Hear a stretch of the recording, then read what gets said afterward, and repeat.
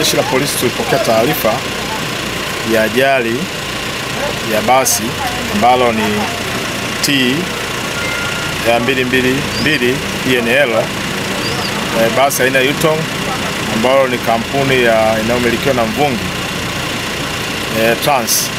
Basi hilo lilikuwa linatoka Ugweno kwenda Dar es Salaam, likiwa eneo la Msangeni, wilaya ya Mwanga. Iliacha njia na kupinduka na kusababisha vifo vya watu 7. Kati yao 7 wanaume 2 na wanawake 5.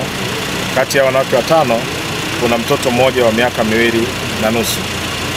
Chanzo cha ajali hiyo ambayo imetokea saa 12:45 za alfajiri leo tarehe 3/4/2025 ni uzembe wa dereva wa gari ya basi ya Mvungi Trans kutokulimudu gari lake wakati wanapishana na gari dogo kwenye kona, ambalo lilipelekea ikapinduka na kuporomokea polini, kwa maana ya bondeni.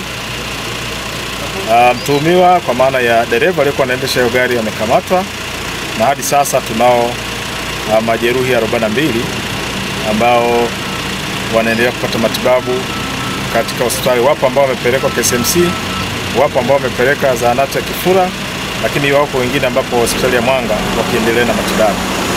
Miili ya marehemu imepelekwa hospitali ya Mwanga kwa maana ya utambuzi, na baada hapo itachukuliwa kwa ajili ya taratibu zingine za kifamilia za mazishi.